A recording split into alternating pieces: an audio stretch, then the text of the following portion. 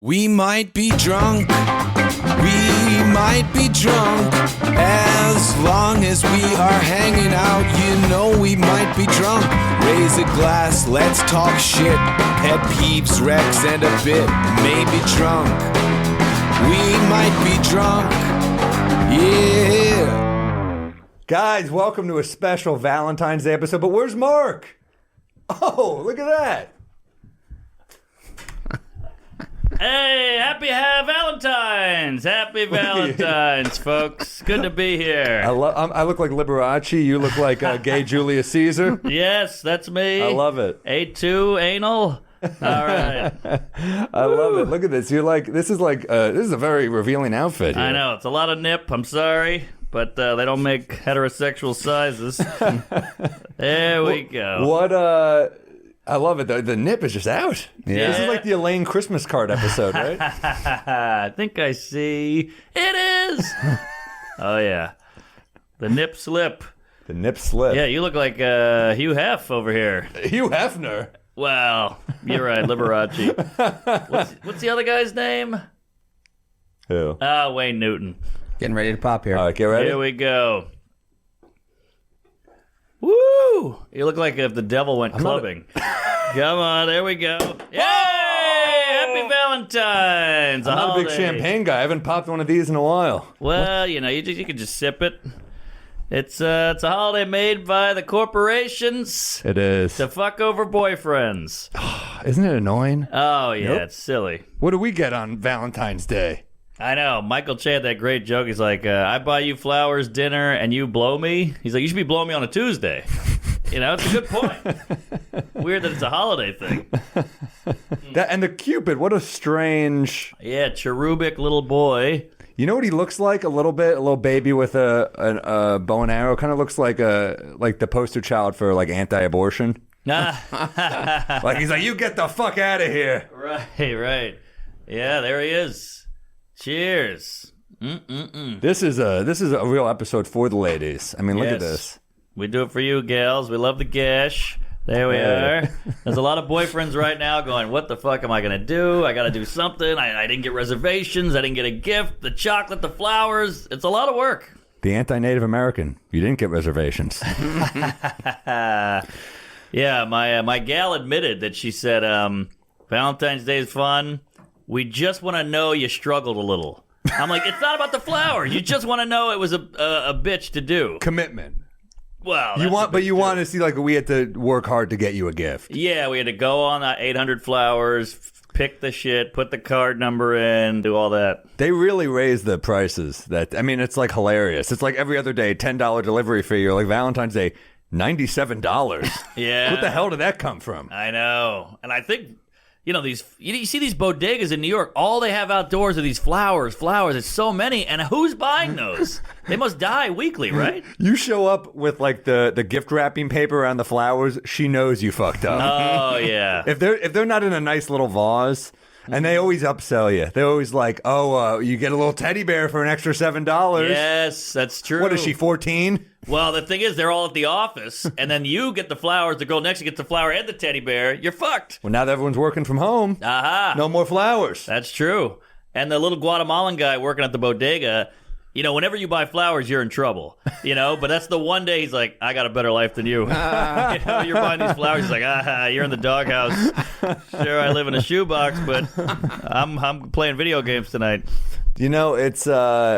And it's a weird holiday because it is. I do feel like women when they're not in a relationship on Valentine's Day do get upset. You get the two sides. You get the empowered, like I'm going out tonight, or you get the I'm low. Right. And it's kind of like, it's a bullshit holiday. You don't have to feel that way. It really is. It's the Jewish Christmas, It's the same thing, but What does that mean? I think Jews on Christmas are like, this isn't really our thing. But I love Christmas as a Jew. Okay, well, there you go. Because, it's a nice time of year. I like Christmas music. Sure. And then on top of that, you get a day of basketball. And on top of that, it's like a traditional order in Chinese. So I have fondness for Christmas as a Jew. All right. I like that. Yeah. Well, we don't feel anything on Hanukkah. No.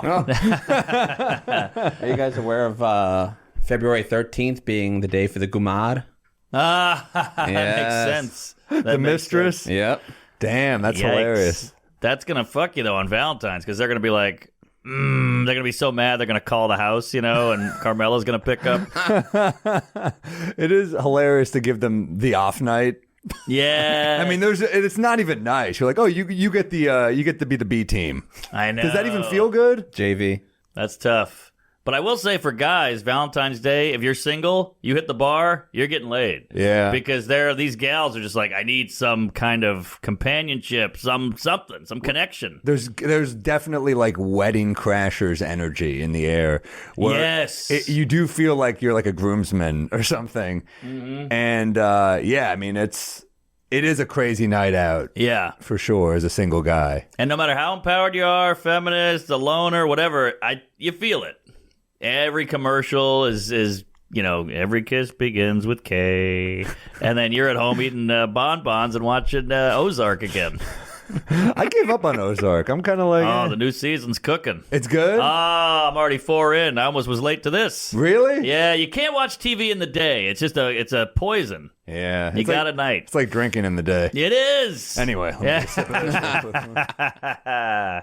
Woo, remember these little fucking chalk candies that everybody had? Let me see what this one says. You have HPV. What the hell? Wow, they've changed, huh? What the hell? Damn it. What do you got? Trans aren't real. What the hell's going on here? What are these things? These are terrible. I know. These are so bad. They're horrible. You're eating chalk. You're eating chalk. This is just chalk. I think they're like 80 cents a gallon. I just bit into this. There's no nutrition. No. Whatever this is going in. Yeah. No flavor, no nutrition. And look, the words are all askew. What'd you get, the cheap box? Jeez, look at the take me's written on just as tack. Look at that. How do you feel about champagne, both of you guys? Gal pal. I could leave it.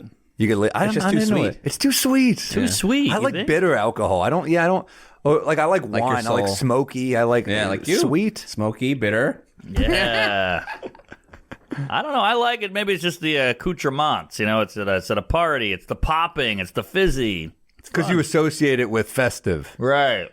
But it's kind of like lobster, where we put it on this high pedestal, but it's not really that great, is it? Yeah, it used to be peasant food lobster, right? Exactly. Yeah. Champagne is, but I guess you associate it with like a wedding. So I associate with it having to buy a plane ticket to something. Mm-hmm. So I'm like, fuck this shit. Oh, good point. That makes sense. You're not drinking champagne at a funeral. Yeah. Unless you hate the guy. We should normalize that. Yeah? That's good. Like send him off. Right. Send them off. Yeah. It's better. I you know what I loved on The Wire, when someone would die and they'd lay the body on the pool table in the bar and they just get hammered. I love that. The Irish wake. The Irish, man. Yeah, the Irish do it right. They do. Anything alcohol related, they do right. Except find a place to sleep that night. Other than that, and potatoes. Yeah. Yeah, and also this I associate champagne with marriage, which is terrifying. I'll see you in November, honey. All right. Wedding's coming up. Can't believe it. I know. How do you feel? Well, the clock's ticking, but this is it. This is my moment. This is like before, they take you in. Yeah. You got to live. Vegas, Atlantic City, champagne, drinking, Cupid. You got to live now. So you popped a big question. Mm-hmm. Now the next question is, do you allow kids at your wedding? No. No kids. Yeah. We're having an abortion booth at the wedding. No kids at the wedding. I think that's a fun idea. I thought the pictures were kind of odd. The little strip. Nothing? Wait. People do that at the weddings, right? You get the picture. Yeah. 1, 2, 3, 4, the face. All right. I don't know why I'm explaining the joke that bombed here. Yeah, no kids. Because it's not just we don't like kids. Yeah. We don't. But you got them, the parents now can't have fun because they're watching the kids, so it takes away from the whole environment. Yeah. Same with a comedy show. You don't want kids at a comedy show. No. You can't fuck around. Yeah, and if you do fuck around, you kind of have to work the kid into it. You have to be like, this guy, he doesn't know what fisting is. Look at this kid. You hope. Barely. Yeah, exactly. Yeah. So we want it to be it's New Orleans. It's fun in the sun. It's gonna be great. I'll say this about New Orleans. New Orleans is like the tasteful city of sin. Ooh. Because Vegas, but it's like the commercial city of sin. Yes. You still have legalized gambling. You got that right. In New Orleans, you got Harrah's and stuff. You've got it's just more fun. Yeah, and we you know what we have is the culture. Vegas is just like, here's our strip club. We got steaks. We got slot machines. We got high rollers. In New Orleans, it's like, we got jazz. We got Creole food. We got Jazz Fest. We got Mardi Gras. We got the French Quarter. You know, we got the good food. It's got that mixed in. You're right. It has more of an identity. Yes. History. Yeah. The French, Creole. And then you have like actual music as opposed to some guy who's doing like a Robert Goulet impression. Like, yeah. There's a reason Vegas is DJ Tiesto. You know, we got Wynton Marsalis. Yeah. They got some hack on a laptop. For sure. Easy. Come on. Techno's not real music. They know that. Yeah, I'm not into Vegas. I don't like it. No, I'm with you. And I like Reno even less.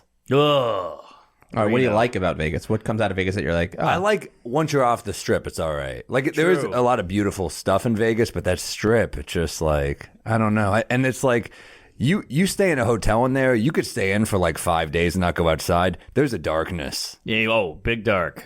Big dark. With the Rat Pack energy is great. That whole branding was good. Night one in Vegas is great. Night one's great. The Hangover, and then it's all downhill. Yeah. Well, you see people walking into Vegas, there's so much hope. You see them leaving, you're just like, oh man, that dude needs help. Well, when the hangover kicks in and the sun is shining and you look around, you hear that bing, bing, bing, bing. There's smoke everywhere. She's on a rascal. He's on a respirator. They're drinking a gin and tonic, smoking at 11 a.m. You hit the buffet. Then you hate yourself. Then you go to the pool and the C-section scars, the neck tattoos. I got to stop saying it's Circus Circus. I remember I was at a shitty casino in Reno, Nevada. My opening line was, man, what a great city. If you ever want to see fake tits and an oxygen tank on the same person. I mean, but I remember might as well combine them.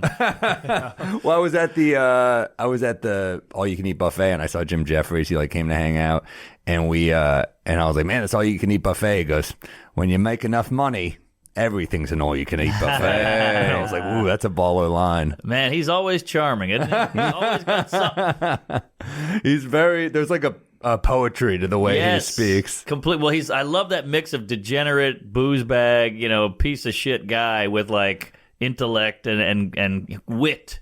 Dude, he the way he speaks is very funny. Like I saw him years ago, I was opening for him, and the way he dealt with a heckler, he says the word cunt and it doesn't feel off-putting. Yeah, he goes, you're gonna wake up tomorrow and you're gonna think I was a bit of a cunt, and that's the only time you're right. And he's got a smile the whole time and a cocktail. It just works. Yeah, the accent goes a long way. Classic. He's a classic. Although it wouldn't really work with would that work with an Indian accent? I don't know. If you're charming enough, you could probably pull it off in any accent. But for some reason, the Brits and the Aussies can really get away with the C word. They really can. There's something softer about them saying it. Mm-hmm. Yeah. Because they're not talking about women's private parts. They're talking about a personality type. Yeah, but who actually refers to a vagina as a cunt? I've never heard anybody go, I'm going to fuck you in the cunt. A Hell's Angel, maybe? Yeah, I don't know. exactly. Like, who does that? It sounds very violent. Yeah, I've never heard of a cunt talking about the clam. It's almost like calling a guy's penis a hog. Wow. You're like, that's weird. You're like, look at that hog. For a woman, I mean. Oh, a woman. Yeah, yes, a woman. Yeah, they never say that. A guy will say it jokingly, but a woman won't say that. No, not to me especially. I got no hog. I heard an interview with Jim Jefferies, and he was talking about his last special on Netflix. And they said, look, do whatever you want. Just don't say cunt within the first 15 minutes so we don't lose the audience. Mm. He goes, if you watch the special at 15 minutes and 4 seconds, I'm like, you cunt. Wow. We had a cunt clock up in the corner. That's hilarious. Damn. That's what I call my wife's cycle. All right. Cunt clock. Yeah. I flubbed it. Damn it. We got it. No, I used to. All right, we got it. Man, I don't like champagne. It's like does nothing for me. I get wine. Like if we're drinking like a smoky red, I'll fucking get on board. If like we're drinking like a peaty scotch or something. By the way, guys, if you're listening, we might have good news on the whiskey that's coming out. A lot of you have been asking. This shit takes a long time. A lot of red tape, a lot of fine print. Mark and I have never been in a place where we've had lawyers. Yes. And apparently that's why a lot of people owe us money the last few years. We are not good businessmen. Good point. But the good news is we have lawyers now who are making sure we don't get fucked. And I think I think this is. I mean, we've already tried it. It's great whiskey. Great whiskey. It's going to take off. And so many of you guys are asking us about it on the road that I feel like we're going to sell out, man. Oh yeah. Now here's the question. Yeah. Let's hype this thing up. Let's move some product. Can we reveal the new name? Let's wait to see if it's of a go. If there's a copyright issue. Okay, 100%. But like, yeah, we have a new name. It's a cool name. It's a very What New a York tease. name. This is big. Yes. Big. Yeah. And I think More of a tease in that outfit right there. Look at that nipple. Woo! Wish I could do the thing where you flex and it tickles, but I can't. You could do it. I don't know how to do Come that. on, you could do it. I got nothing. Is it only homoerotic if I'm attracted to it?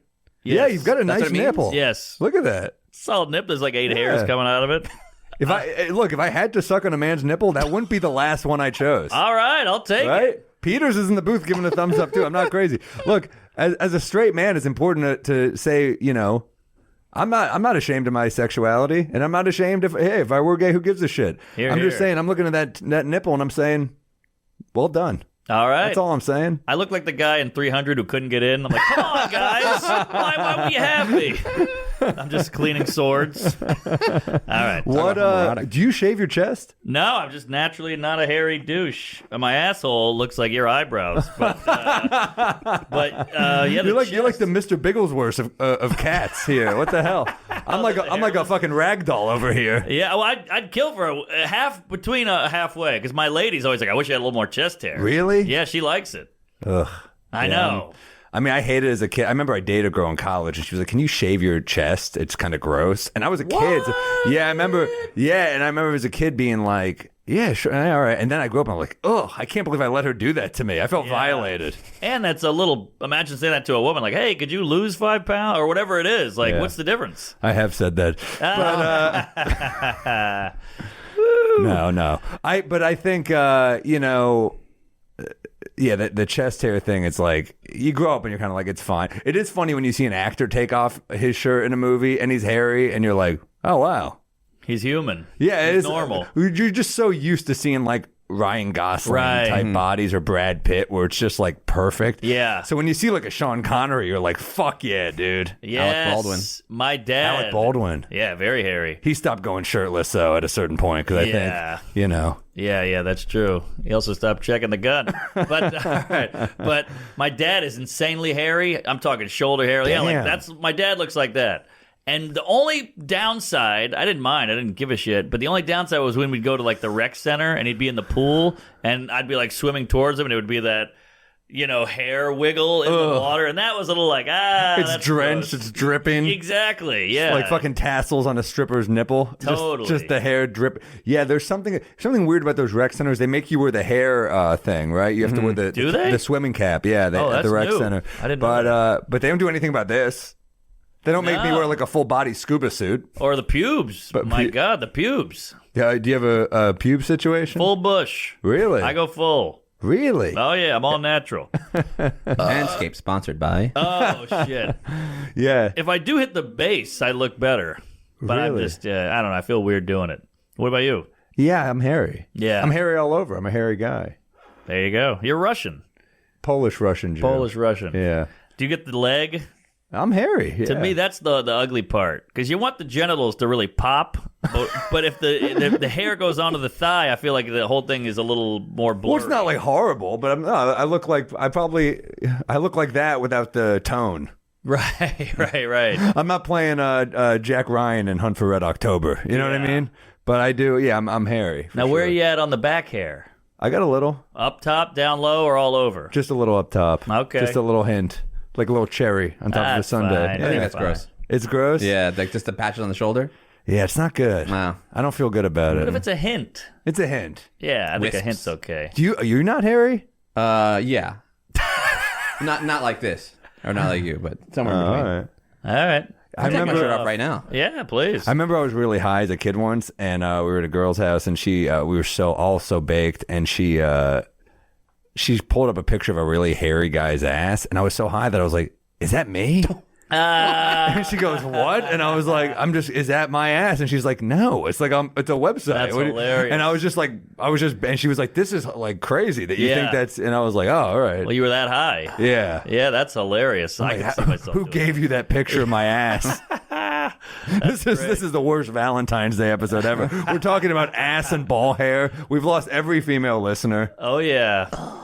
Oh, that's tough. Well, that's part of why the 40-Year-Old Virgin scene was such a big hit with Steve Carell, right? Because she's waxing him, but like he was a hairy dude. Steve Carell. Oh yeah, very hairy. That was big. Up. That was real hair, I assume. Jeez, look at that butt. We can't use any of this, can we? It's a butt, side butt. That's fine. Side butt.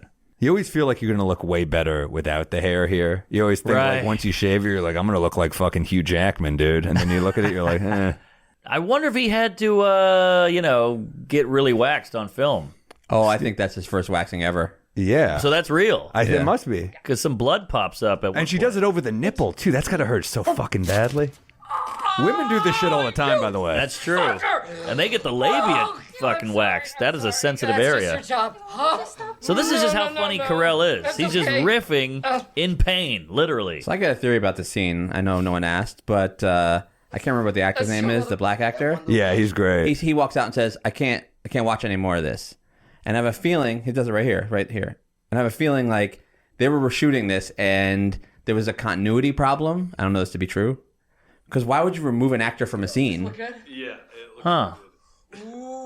Unless Sure, they're like, it's not just to heighten the situation. because he comes back. You're probably right. I didn't expect that. I didn't know he at came all. back. I really didn't expect Look that. how young and fresh Carell looks. The first one's the only one. This was his breakout role, man. Oh, yeah. This and The Office? I know, right? Damn. Were they simultaneous? Monster. Running simultaneously? I think so, yeah. Well, they said this bombed and The Office saved the tickets. You should have known. This movie did not bomb. They said it kind of got fizzled away, and then The Office was such a hit that people fell over. Give it a goog. Hold on. That's great, man. This is like young Apatow. Everybody's young and full of life. Seth Rogen was fun. Holy shit.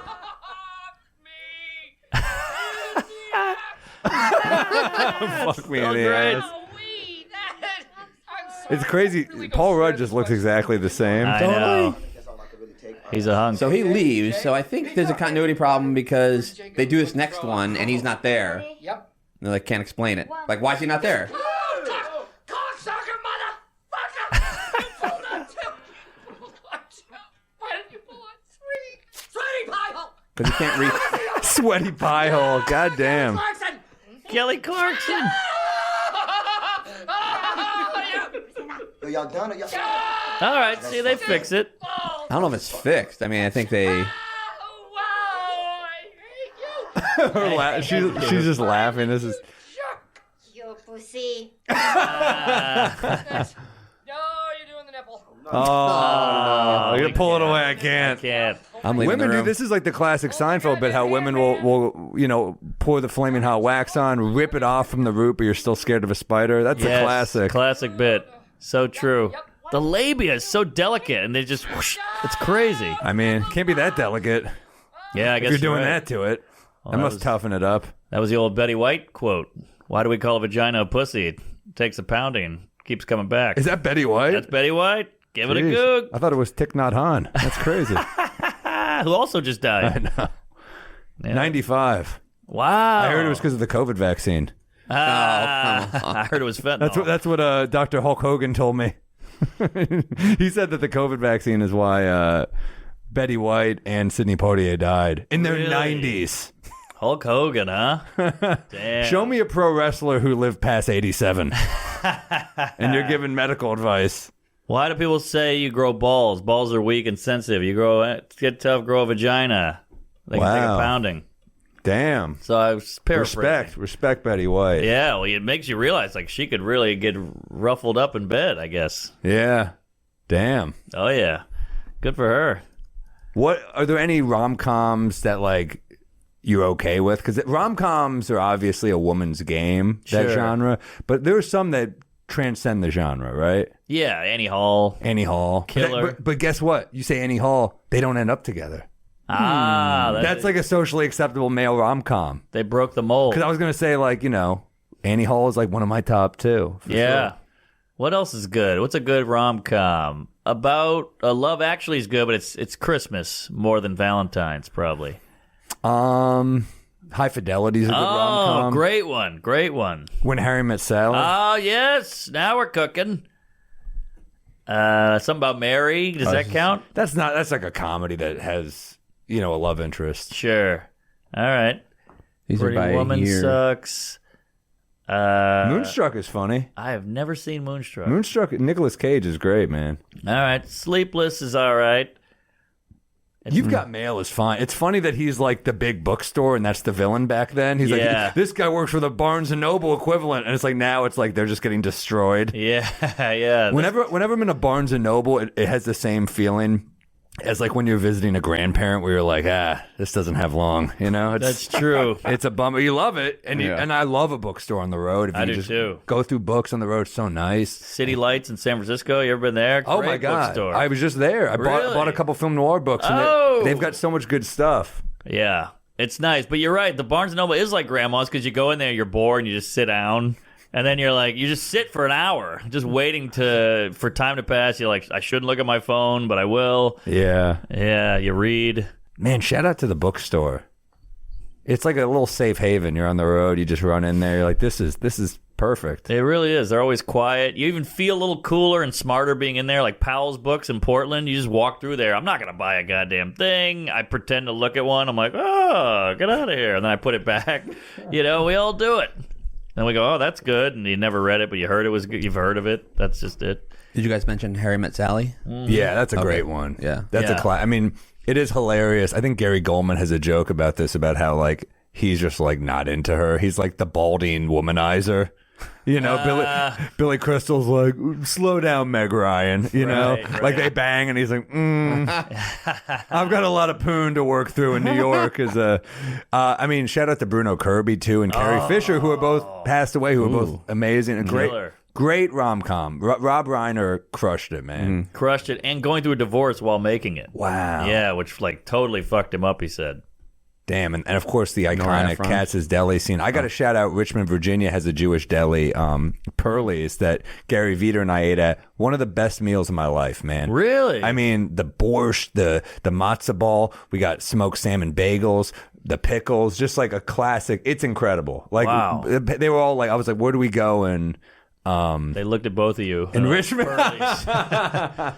they said it's like the spot Bourdain went there, the man versus food guy. Like it was, they're like, this is our spot. I think if you're the Jewish place in West Virginia, you're like, we got to kill it, They got to bring the heat. It's like Jackie Robinson. Oh, that does look good.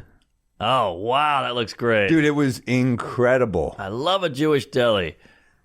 And the big portions, too. Dude, it was great. All right, yeah. And I love the old look with the booths and the font and the tile walls. Look at that. I bet they got some headshots in there.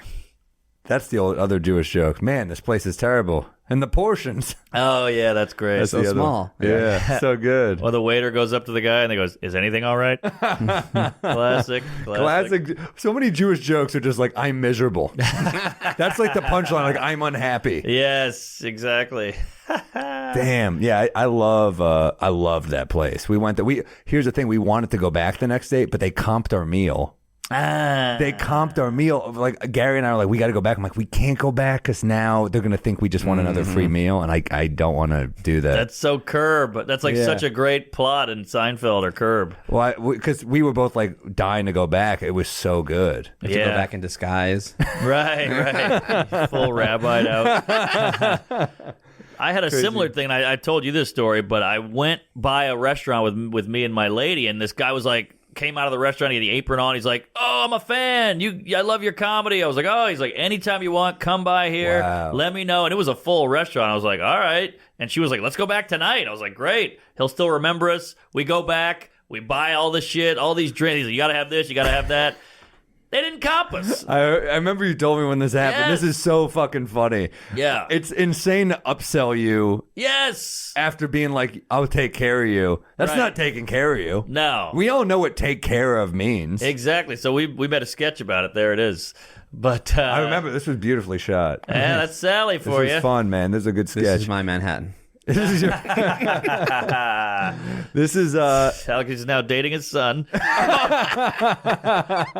stepson. But we talked about this. I remember Mark did a club back in the day, and they upsold him on like. And Mark's like, "What do I eat here?" And they're Yes. like, get the salmon, right? Funny Farm in Youngstown, Ohio. And they upsold Mark on the salmon, and then they charged him. Mark's like, "I'll get a burger." They're like, "No, get the salmon." Yep. And then they charged. It happened to me at a club called Looney's in Colorado Springs. once, Really? where they were like, the bartender all week was like, "You never beer?" I was like, man, I don't know. I'm going on. He's like, "Come on, have a beer, pussy." And I was like, fuck it, I'll have a beer. So I had a few beers each night. And at the end of the week, they gave me a bill. Damn. What a funny way to upsell. You Insulted fucking me. pussy. Yeah. Damn.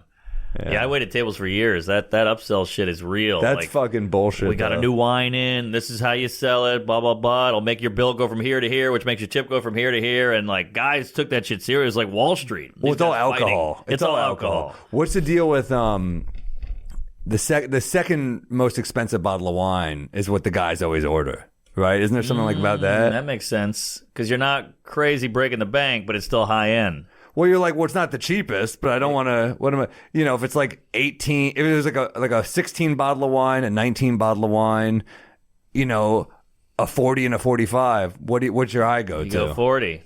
No, in my head, I'm like, I go like 19 probably. Oh, I 'Cause thought you said 40, 45, so I went 40. Oh yeah. But I see what you're saying. That Yeah. makes sense. That's all psychology. You know, the 99 cents thing is just $1, but you see 99, less than $1, you buy it. Yeah. Damn. Prostitutes should charge $399 Yeah, exactly. or $299.99. I guess is the real move. Sure, depending on the prostitute. You ever gotten one? No, I can't do that shit. Yeah. Did you do it? I did it once, but But you were a kid, right? I was a virginity, and she Yeah. didn't charge, and I didn't know she was a prostitute. Oh, So maybe it didn't wasn't a charge you? prostitute. she didn't charge She's me. a terrible prostitute. Well, I think we had a good time, which is what every guy tells me. Well, he has proof. That stripper liked me. This one's on the house. Yeah. Well, I was also illegal. Oh, So maybe she didn't want to have any attachment. You were molested? I guess I'm a survivor, but it was great. Mark's bragging right now. I think this is like not good. Well, I was underage legally. But I guess for guys it is different. Sure. I know that's not what the police report ever says. But how old were you? 16. That's fucking young. Yeah. If you even said like 17 or 18, but like 16 is fucking young. but was she in her 30s? Did No, you say once? older. She was What? late 40, pushing 50. She's giving away freebies Mark, you in her say 40s? something like that. I'm worried about you every week. This is. I don't have health insurance. I steal. I had sex with an old woman when I was a teenager. I never told you this? You've told me, but I didn't know you were 16. Oh, yeah, and her husband was there. Or pimp. Who knows? I didn't check IDs. Jesus Christ! But I'm sure they're dead. I mean, they were not looking great. She died of old age. Yeah, I think so. It was Betty White. No, they're definitely done. He had a Harley Davidson jacket on. She was Nice. very weathered. Damn. Yeah. Well, you never want to hear "weathered" as an adjective about yourself when you're a woman. You don't ever want to. She'd see a What's lot she of like? winters. She's kind. She's homely. She's weathered. Yeah, exactly. She was rough. Seen a lot of winters. She'd been around. She was haggard. A lot of winters in Louisiana. Well, she's been all over. Who knows where? I'd love to see her again if she's alive. Reach out, sister. Yes, she's a fan of the podcast. It's like Pearlies. They're like, come on, one more free round here. I would compare her to Kellyanne Conway. Similar look. Oh, that's not bad. No, not bad. Not bad. Yeah. But when you're 16, that looks like the Crypt Keeper, you know? Sure. Here's Sure. a picture of the pimp and the hooker. Huh? Oh. Is that Steven Dorff? It's no, Mickey it's- Rourke. Oh, isn't it? Mickey Mickey Rourke. Rourke, Wow, yeah. What happened to Steven Dorff? He was just in something. He's in He's something like in new. a fighter movie, right? Yeah. Yeah, I saw him interviewed or something. He was like the guy in the 90s. I remember he was in that Nicholson movie, Blood and Wine. Ooh, and that's he's right. in like Blade, right? That's Yeah. right. He was like the new Rourke, but he just... Like 2 years Fizzled. ago, he's doing like Blue Jewel Yes. commercials. Yeah. I remember that. Like fake cigarettes, whatever that was. Yeah. That's hilarious. They're in a room. They're like, who's a celebrity who's believable with a jewel? And they're like, Steven Dorff. let's lay off work early, guys. Right. We nailed it. They should have gotten Jewel. I mean, that's right there. I mean, the fact that you can like get ahead in the world and your last name is Dorff is quite impressive. to Well, me. he's handsome. He's handsome and cool. But like Dorff? Well, we I mean, it's grew like- up with the Dorff videos. Dorf on Golf. Dorf That's a on real Golf. name? Yes. I never realized that until this very moment. There you go. So you- Dorf is just burnt in as joke. Silly, stupid. Advertising's so weird, like that Eminem thing where they're like, we're going to be more inclusive. And everyone, you know what's amazing? Everyone's shitting on it, but I'm like, they're geniuses. Exactly. Like, literally, Tucker Carlson's like, okay, M&M's. And then Whoopi Goldberg's like, M&M's. Like, literally every person's talking about it. And people are like, that was so stupid. I'm like, no, they know what they're doing, dude. Potato Head nailed it first. Yeah. They started it. And you're right. Everybody's talking about how stupid it is. People get all, like, picket fancy with this shit. Well, Not picket fence, the far right is like, in my day, M&M's Yeah. were more fuckable. And then, you know, and then you get the far left like, well, it's time to be inclusive with it. And you're just like, everyone's got an opinion. Yep. And opinion equals posts. Exactly. It's like the New York Post, how all their tweets, puns. Well, they're puns, but they're also like they're clickbaity. They're Yes. like, what happened when this person said this? And you're like, but they didn't really say that. But you click on it. That's great. Woke mob remove Snickers dick vein. That's fucking That's quality. Brilliant. Who came up with that? That's, Somebody on Reddit. that is dick vein quality. shit is It gold. does have a vein. It does. It's a black cock with a big vein down the middle. Damn. Look at that. There it is. That looks like my dick. Not the color, but the vein. And my dick is very square. And filled with nougat. But yeah, that's fun. That's amazing. The internet is undefeated. Do you see that one Delta? Some guy fucking nailed this. I love just a one quick zinger. Delta wrote, What's a city that changed your life? You know, like travel shit. And one guy wrote Wuhan. And I'm like, oh! That's or great. Country or whatever it is. But man, that was gold. Yeah. That's funny as hell. And I love the guy, all the people in the boardroom are like, all right, we want to put out a nice post. How can this be offended? There's no way they can find anything to joke about here or be offended here, and they still got one. They need to hire comments to look at their tweets before they post them. Ah, like a focus group. Yes. That's Just a pretty bunch good. of incel-looking dudes in a room. Like, I would say this about my dick, and they're like, all right, pull it. You gotta get it out. Exactly. We Might Be Drunk is excited to welcome our new sponsor, Diet Smoke. Most of us have had a I don't think this edible is working moment. Then 10 minutes later, you're on the couch and you can't remember the word cat. I've been there. Edibles can hit you when you least expect it, and their dosage can be very uncertain. That's why when we need the perfect medium high, we hit our friends at Diet Smoke for the delicious Delta 8 THC gummies.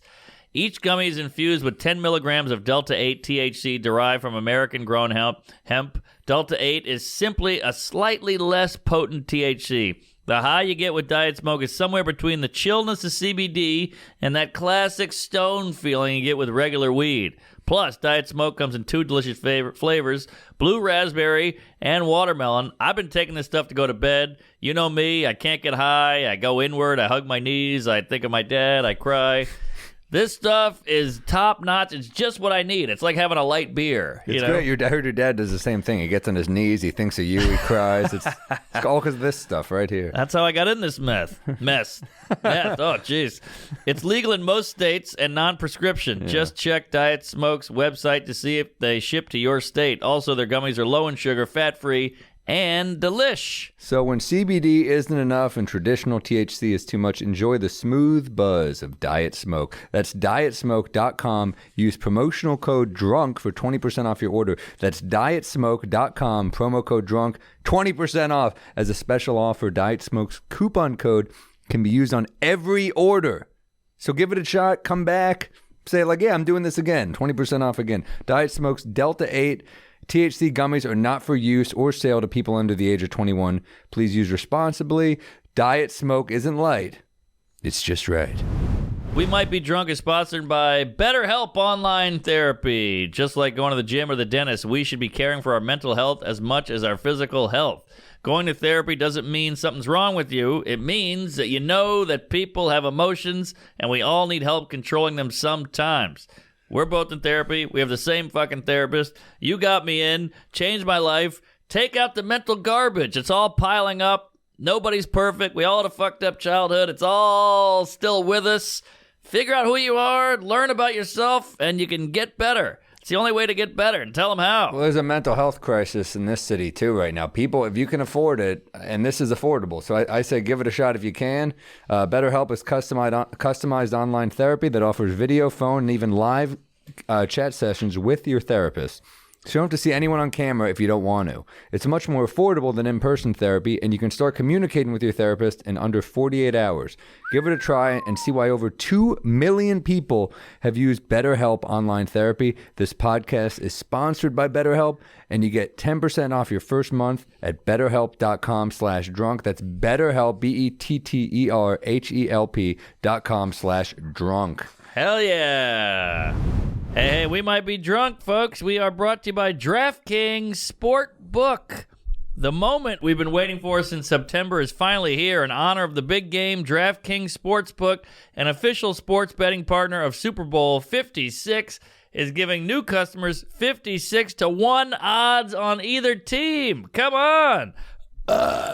Bet just $5 and get $280 in free bets if your team wins. DraftKings Sportsbook is now live in New York, meaning you can bet from almost a third of the country. Woo!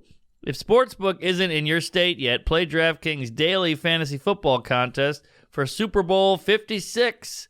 New customers can get a free shot at a $1 million top prize with their first deposit. Tell them how, Sammy. Download the DraftKings Sportsbook app, use promo code WMBD, and get 56-1 odds on either team. Bet just $5 and get $280 in free bets if your team wins. That's promo code WMBD at DraftKings Sportsbook, an official sports betting partner of Super Bowl 56. 21 and over, minimum age and location requirements vary by jurisdiction. See DraftKings.com/sportsbook. I love jurisdiction. Yeah. It's a fun, it's like you think of an FBI guy. This is our jurisdiction. Right. You know, it's kind of fun. That is nice. Full list of requirements and state-specific responsible gaming resources. Void where prohibited. Gambling problem? Call 1-800-GAMBLER. We got to say this, I guess.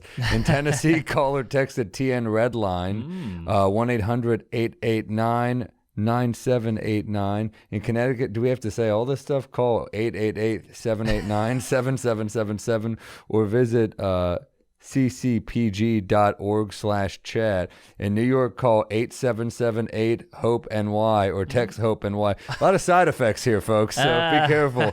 But it's fun to bet on sports. So support the show by downloading the DraftKings Sportsbook app and use promo code WMBD. Get 56-1 odds on either team. Woo! All right, what do you got on Rec?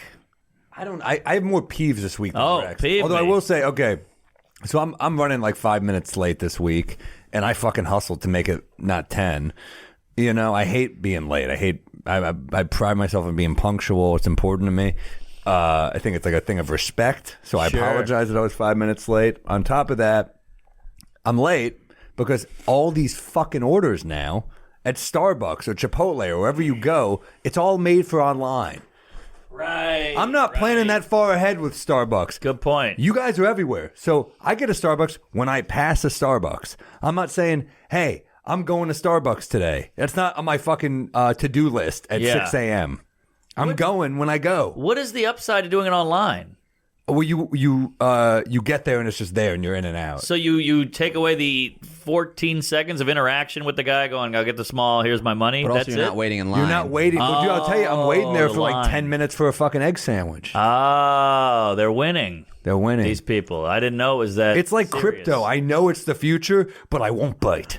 Yeah, I don't like it. I'm with you. It bothers me. I want to just walk in and do it. Yeah. Just grab their drinks. Well, those jobs are going to be gone soon. Those drinks. Well, that's not what I. Well, yeah. I mean, there's like 6 people at Starbucks. They're going to cut down to 3 very soon, right? Yeah, you're right. 'Cause there's like 2 cashiers. But they're very lax with, like, some guy will come in and just grab a Chipotle bag off that shelf, and I'm like, no ID? How do they know that's the guy? Could I just grab it? We know you would. I know, yeah, I thought about it. But you just don't want the sour cream burrito or whatever that guy ordered. But yeah, you're right. I'm with you. Mark, I stole a shitty burrito. This city's gone to shit. This city is going downhill. Oh, yeah. I mean, I love it here, but I mean, Matt talking about having a. By the way, Matt, you talking about having a knife in a recent episode. My friend brought it up to me. Goes, does he know how to use a knife? No. Well, he was like, isn't he scared that a guy's going to take the knife and then carve him up instead of just like hit him? Well, I also carry mace. Me too. Mace. What? Yeah. You got a utility belt? Who are you? Batman over here? Man. So I figure with mace and a knife, I'm going to win. I hope. I don't know, man. The mace is a good move. Although I have mace and I have hand sanitizing spray, and I'm scared I'm going to take the spray. I'm just going to spray him. He's like, oh, thank you. I'm clean. Didn't we buy it the same day together? I have a bunch I got online. Oh, okay. I just have a bunch, with my girlfriend in town. I don't want her to not have something on her, so I bought a bunch. All these assholes buying mace online. I go down to the mace shop. And I gotta wait. Well, I bought them in person too, but they give you, okay. it's a 2 buy limit. You can't buy more than 2. Oh, wow. So that's why I stocked up online. I did buy in person actually, but you also have to give your driver's license when you do it. Interesting. Yeah. Wow, they card you for mace. Yeah. Well, they want it in the system, so you're not hoarding mace. Whoa, shit. I think other states it's legal. New York has a weird. Of course, in Connecticut you can get it, and you're like, cool. No guys running at me with his dick out on the train in Connecticut. These are New York problems. Yeah, some guy's trying to sell you a schooner. Hang on, wait. Yeah. I don't know. Connecticut's got some dicey. Yeah, Bridgeport's dicey. Pretty tough. Hartford's got some sketch. New Haven. Hartford's definitely got some sketch. Oh yeah. New Haven's got high crime rate. Amazing food though. Yeah, it's like some of the best food in the country. The Little Italy area is amazing. Legendary. They also the other ones like Modern, which I've never been to, but is apparently great, and Sally's, I think. That's right. Yeah, they said Sinatra used to ship that Pepe's all over the country. Yeah, to Vegas. He would get it frozen, sent to Vegas. There you go. Yeah, dude. It's pretty damn good. I'll give him that. But New Haven, you have like 3 blocks, and then you're in hell. There's not a lot of room there to roam. You're right. It's not a walking city. No. Even Yale is beautiful. It looks like Harry Potter over there. And then you go like one wrong turn out the gates and you're in the wire. Whose joke was that, Mark? It was like the worse the country is doing, the better their food is? Schultz. What was the joke? Something about, it's a good joke. It's like, I don't know if this is on any special. I don't want to, give out his material, but it's like. I definitely saw it online somewhere. The worse the women are treated in the country, the better the food is. That's why no one's ever said, let's go out and get Canadian. Oh, my God. That's his punch. But I don't want to butcher it. Not my joke, but it's a good joke. Yeah. But yeah, that's that's America, though. You go down one street, and New Orleans is very like that. You take a wrong turn. That's why these tourists get fucked up in New Orleans. That's most cities, right? In America, it's crazy. One block's great. That's why I'm always fascinated by people like Michelle Wolf who see cities by running. I used to do that all the time, but now I'm lazy. Mm-hmm. But you run, and it's a great way to see a city. But if you don't know the city, you're like, what the fuck am I? Yeah, at least you're out running. That's true. Running, I don't know. I'd rather walk. But I'm more of a walker too. Running is just not. It's fun for a minute. It's fun to get your adrenaline up, and I get the rush of it, but it's just I don't know. You'd rather ball, right? Play basketball. I'd rather be distracted. I enjoy basketball, so that's like a cardio. Even in the winter, dude, when you're like that winter exercise where you're like, it's hard to breathe. I love that shit. Really? Yeah, because when you're done, it feels amazing. That's true. It sucks for like the first couple minutes, but then when you're done, you're like, oh, that feels. It feels so good to be in the cold weather, not dressed warm. Yeah, doesn't it? Nice. And you don't need a jacket. You're just like, oh, I worked up a sweat. I feel good. That's nice. You get the head steam. Love a head steam. Love it. Now, you ever gotten runner's high? That's the worst high, obviously. Of all the highs. Imagine telling guys at rehab that. If you have to, although the come down's way better than heroin, I think. That's true. I got it once in college. I ran forever, and I was tired, and I said, keep going, and I felt it. And I was like, this is runner's high, and I've never gotten it again. I wonder if it's like lack of oxygen or something. I don't know. Your brain. Yeah, I think your brain's like, you're tired. I know you're tired. You're still going, so we're going to give you another jolt. It's going to come from somewhere. Well, have you seen like real runners, the professional runners? They're kind of shredded. Oh, yeah. Because you don't think of a cardio workout as making you shredded, but I guess they're just breaking muscles all the time or something. I don't know enough. But have you seen, what's that guy who's always on Rogan, the black guy who's a runner? Goggins. That guy's shredded. Because I think swimming for whatever reason, everyone says that's a great workout because it's no impact. So it's all just cardio. Yeah. But there's no impact. So you're not making the muscles work in that way, So Michael Phelps looks amazing, but look at this guy. His muscles are so toned. Yes, all definition. Also, running is the only exercise where you're allowed to shit yourself. You know what I mean? You always hear these guys like, I was running, and then by the 13th mile, I was shitting, but I kept going. And I'm like, you can't really do that in hockey. You know? Or like, date. There's shit on the ice. People are like, wait, is that the puck? You know, but I'm just saying, you only hear about that with them. Yeah, hockey is so badass too. I was talking to, I'm on the road with Gary Vita, and we're talking about like, why are hockey movies so often the best sports movies? Yeah. And Gary's like, you know what it is? It's because a fight can break out at any time, and it makes sense. Like the drama sports. And I was like, ooh, that's well. I mean, why is Slapshot so fucking funny? Why is Happy Gilmore? The hockey scenes are so fucking funny. So funny. Goon is a really good movie. Right? Miracle's it's great. great. True story. Yeah, that's true. Hockey movies are great. Mighty Ducks was great. It's great.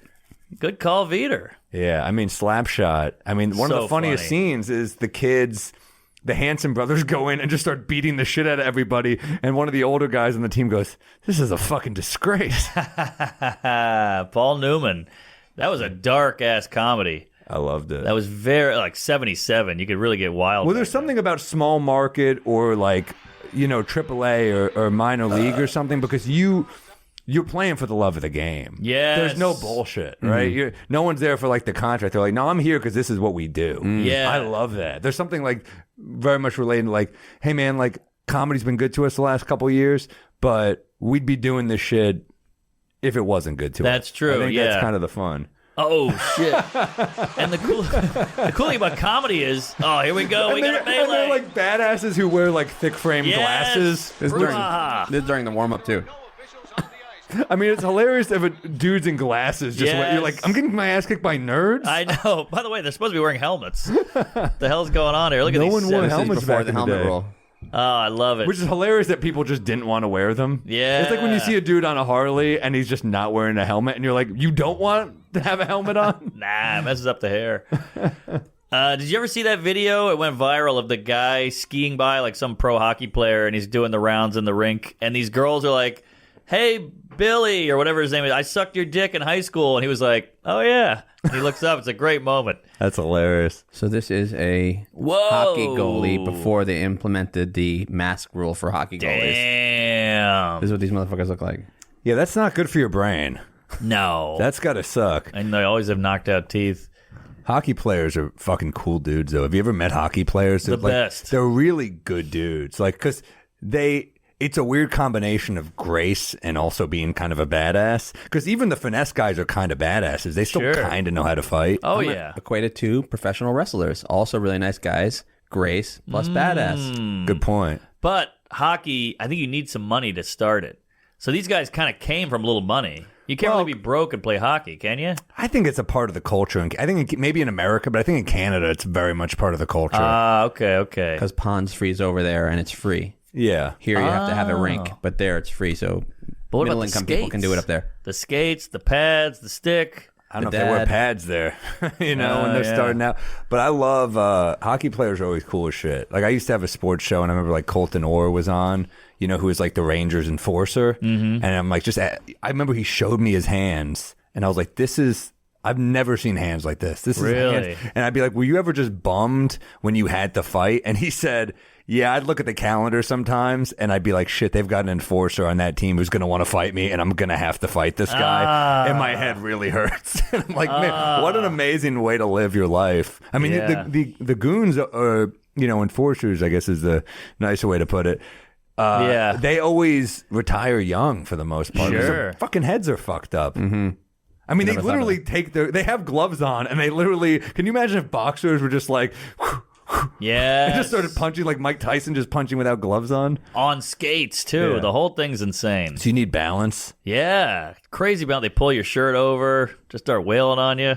That was an old Dangerfield joke. I went to go see a fight. A hockey game broke out. I love that joke. I thought it was Henny Youngman. I mean, Either way. Did you see this Tom Green? I guess he's retired up to Canada, and he's living in a cabin from the 1800s. And this is so meditative. He's like just fixing his hockey stick. Oh, this is him. Wow, I didn't even recognize him. He's one of the nicest guys. Great guy. And then him and his dog out playing hockey on this frozen lake. Whoa. I find that insanely anxiety inducing. Because it could break at any moment. It could break at any moment. That's all I'm thinking about. I can't enjoy the skate. Well, but doesn't that's, that look if fun? that's how you grow up, I think you get it a little more. I you know? get. Greg Fitzsimmons said he played pond hockey his whole childhood. He said it was the best thing in Really? his life. Yeah, but I'm like, I just can't not think about the ice breaking. Yeah, man. You know, Tom Green is so talented. He really is. Like, I grew up on him. I really loved his MTV show back Oh, in the yeah. day. Super innovative. He's underrated as being like Andy Kaufman level funny. you might be I right. think. Yeah. Because I mean, dude, go to Undercutter's Pizza. This is, I think, one of the funniest sketches I've ever seen. Not a sketch, it's like real life, but he follows a pizza guy around. And it's called Undercutter's Pizza, and he shows up with all the toppings in a suitcase, and he offers a better deal. Oh, that's hilarious. It's such a good. This is pre-Jackass and Yes. pre-internet. Peters, can we play some of this on the show? Yeah. Pre-Funny or Die, pre-Adult Swim, being weird. We're gonna try and undercut the competition. Undercutters. He's a funny dude. Yeah, he was a kook. Look at this. Yeah. What toppings did you guys want on your pizza? Extra cheese. Extra cheese. Ah, I remember this. Here Wow. we go. This is here. No, we're from Undercutters. Yeah. No, how much is it? How much is yours? Get the hell away from me. Oh, you get it cheaper from me, though. I really don't give a pizza. Get out. Because you can get cheaper from me if you want. Got 3 seconds to get out of here. This is a new business. Get out of here now. Let the dog out. Let Okay, the but this is a dog new out. business. It's called Put Under. a new business in right up your ass. Sounds like Long Island. It's got a Get pipe. out of here. No, don't. Whoa. This is. Get out of here now. Okay. We were gonna give it to you cheaper. We're just trying to start a new business here. It's a The guy could have not done that and then not had to clean all that shit up. True. They spit on their own floors. I don't get it. I think you nailed it on the Long Island. Sorry. Yeah. You know, we just go up to where the pizza people. Shut your Okay. Okay. You guys ordered a pizza. We want to sell you one for cheaper. Let's go. Let's go. Here, go. It's got a ham. Let's go. We're Dude, sorry. Go, man. he was consistently so fucking funny and creative. Yeah. I mean, that show was amazing. Didn't he one time paint his dad's house plaid? Something like that. He always had a wacky idea. He got testicle cancer. Or And he prostate. smashed the ball on air. He did it on air. That was one of the most insane things. What I've did he ever- do? He had testicular cancer. The ball's removed. He takes it in a little thing, and he takes a hammer and breaks it on TV. Come on, with Glenn. Remember Glenn? Yes. Actually, Glenn Humpnick. Something. And he was banging Drew Barrymore. I Yeah. believe. Married her. Married her. Yeah. This guy, this fucking geek. Good for him. My dad was threatening to sell my car, the car that he bought for me. My car. You can't Placing sell my himself as a car. victim, I it's did it hilarious. Yeah, nice. I yeah. did the house to be nice, Dad. We're actually Eskimo brothers. Who is? Me and Green. Oh wait, whoa. No. We're burying the lead here. Go ahead. Well, I mean, that's it. That's the lead. Well, who's the gal? Well, I'm not telling you the gal. Drew Barrymore. Glenn Humplick. Oh, yeah. Green was great. TV was fun. TV was fun. Now man. TV's I mean, weird. he did the Bum Bum song. It made some of this shit made no sense. It was amazing. Yeah. The camera's on my bum. My bum is on the sidewalk. Yeah. That was I can't it. not look at your nipple when I talk to you. This All is how I know. You can't either, right? No, it's like just perfectly out. round too. Well, I feel objectified. What if I was a woman with cleavage and you're just staring at it? I'd say you chose to dress this way. Aha. Good point. All right. There Mark we just go. wants attention. No. Mark's I didn't gonna mind leave. He's like, people were catcalling me. I'll be like, well, what were you wearing? this. I was asking for it. Oh, yeah. Look at that. Let me give you a peeve. Yeah, hit me. What is this, Amazon? It's fucking itchy. But, I got two peeves. I got more to do if you want to keep going. All right, let's keep going. You Yeah. want to hand over those strawberries, by the way? Thank you. Brings out the flavor of the champagne. Is that right? That's what they say. I've in already eaten Pretty 3 of Woman. those. Reese's Hearts? They're very good. I love those, dude. Reese's is my favorite candy. But, so, one, how about this guy? The guy who asked you a question, he's texting while you answer, isn't really listening. Then you say something kind of interesting, and he goes, what was that? I'm like, wait, you weren't listening to me. Now you want me to go back because you weren't listening? Get out of here. Yeah, it's like we did open mics. We're so used to fighting for attention. I got to do that off stage now. Right. I'm so with you. I know those people, and you're kind of like, how boring am I? Yeah. And then you hear something like, wait, what? Huh? And then you go, what was that part? And I'm like, I'm not going back. You missed it. It's tough. These people, I mean, these are the people who are like on their phones while they watch movies. So you're like, well, how the hell am I going to compete with that? Completely. Or like Completely. the one earbud person. Like you stop to talk to them, they only take one earbud out. It's like, what's going on in the other ear? You dazzle me, I'll take out the left one. But until then, it's a test. yeah. But now, I've been thinking, like, with the iPhone, because I like to text, too. I like to check my bullshit and whatever, so I get it. I get looking at your phone. But I'm like, look, I'm reading an article. I'm listening to a podcast. He's talking to me. Why am I more inclined to go to the podcast than this guy talking to me? And I think I figured it out. What? You don't have to react. With the podcast, just listening, I can do the dishes, I can take a shit. This guy got to go, oh, is that right? You don't say, get out of here. Come on. And I think that doesn't sound like a lot of work, but I think it is. Yeah, being present is work, for Being sure. present is work. Our and minds polite. wander so much. You have ADD, too. You think? I think so. Don't you think he has ADD? Yeah, he's all over the place. He's all over the place. His podcast is called All Over the Road. What is this? I mean, Very nice. Oh, hey, what are you guys talking about? so then he, I feel the same way as Mark, though. I'm definitely like, what? You know what I mean? Like, Oh, yeah. we both do it. Yeah. I mean, yeah, when you're doing the dishes or something and you're on the phone and they're like, I can't hear you. What was that? You're like, all right, sorry. Yeah. I'll just sit Yeah. in my chair and talk to you. I was trying to do 2 birds, 1 stone here. I get it. Yeah, I get it too. But and look, being present, but you should be considerate. You should be, a human being and interactive. But Yeah, when I you're get with it. humans, be a human. There you go. That's the rule. You Yeah. can't have it both ways. Yeah, you should be a human. It's So. kind of like these. Mark, what was that? It's kind of like these comics who want to stand in the room but still talk. And I'm like, you got to talk outside the room. They're like, but we want to see how the show's going. You're like, you can't have it both. Either Yeah. sit in the room and don't talk, or get out of the room. And Oh, I talk. remember, Mark. Remember, we were doing a club. We were doing a club called CB's Comedy Club back in the day. Oh, shit. It was a shithole. Remember that? Yeah, oh, yeah. It was like for those who, this is probably 2009 or something, Yeah. 2008. It was for comics who didn't work at the Cellar yet. So it was like me, Mark Normand, Dan Soder. Some killers. Nate Bargatze, Big J. Luis Gomez, like Adrian Ipalucci. They were Yeah, funny yeah. lineups. But I remember, we're there, and Mark and I were like young comics just whispering in the back. And the guy who runs the room was like incredibly abusive. Like, Oh, yeah. just fucked with you nonstop. But we were like, great. I mean, it was shit money, but they gave you a meal, which counted for a lot back then. Good meal, You too. worked your whole day around it. You're like, I'll eat at noon. That way I get the free chicken Milanese at 8. Yes. And Mark and I are just whispering in the back, and I'm like, and then that's happening. And the guy walks over and he goes, shut up, shut the fuck up. And we're like, well, that was way louder than what we did, Yeah. But he's just yelling at us. Right. And then, of course, Mark and I are like this. We're like, ah. And then he comes back and he goes, I'm so sorry.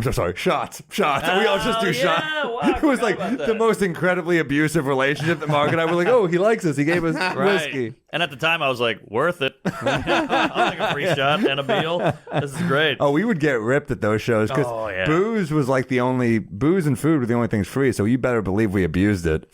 Totally. He abused you. You abused the booze. Yeah, sure. Yeah, even. Pass it on. Pass it on. Totally. It was fair. All right, here's another peeve. Yeah. Tell me where you're at on this one. Yeah. And this is maybe me being a petty cunt, but fuck it. It bothers me. I got a friend and we like to debate. That's like our whole friendship is debating. We love each other, but we like to come up with a thing and just fight it out. And I got him. On this argument. I can't remember what it was. And he goes, yeah, you might be right. I'm like, no, I'm right. What does this might be, Hey, 2 + 2 is 4. Yeah, you might be right there. No, that's it. We need an objective answer. That's the best he can give you. That's what it is. Yeah. Drives me crazy. Or he goes, that's fair. No, that's not fair. I'm dead on here. You've got him in a rear naked choke. Tap out. You might have been beat here. Yes, you might have me here. Exactly. Hate that you might be right. We need to stop these you might be's. There's too much blurry bullshit. Am I right or am I not right? Yeah, that's a tough person right there. That's a tough guy. I don't know. Yeah, maybe he's not that bad. All right. I like him. That's interesting. Let me see. I had other peeves. I always have peeves. Because of this show, I always jot them down when they bug me. So I'm gonna start doing that with my girl. She's like, "Do I look fat in this?" I'm like, "You might have something." let's see what else. I got one. I emailed a guy about something. I was like, hey, I just need to know this real quick. And he goes, call me. I'll give you the rundown. I'm like, I'm emailing you. That's not even like a text to a call. Email to a call. You're jumping 2 social levels here. Yeah, good point. call me. I'm like, we're not close. I need to know an answer here real quick. Yes. So, and these are always the people that keep you on the phone for 45 minutes. Exactly. That's what it is. They're never. Sorry, you go. No. You go. I'm sorry. Well, no, it'd be one thing to just have a call and be like, we're meeting at 5, see you then, bye. But it's going to be like, how are you? What time we meeting? I'll see you then. Can't wait. Looking good. It's in the calendar. It's all the extra shit. All extra shit, brother. Email, you don't have the extra shit. You go beep, boop, boop, done. That's why the call sucks. It goes back to the niceties of the listening. It's the niceties that wear on you. The social norms. Yeah. Good name for my album. Hey, not bad. There you go. That's not bad. Too close to norm, though. Yeah, it is. R.I.P. Yeah. It's not you, it's me. How about, hey man, quick R.I.P. to the great Louie Anderson, man. Because we've recorded some of these late. I love Louie Anderson. Here. I'm a big fan of Louie Anderson. Love him. I grew up on Life with Louie. Same. Loved it. I loved his stand-up. I opened for him once in Vegas. How was it? It was great. He didn't love my act. Really? Well, he was like, he was so cool. He took me out. We went to McDonald's after. How fun is that? Me and him are at McDonald's. He drank milk at McDonald's, which I'll never forget. The whole time, like, what the fuck's this guy doing? He's drinking milk? You know, I thought you were like a huge superstar, but whatever.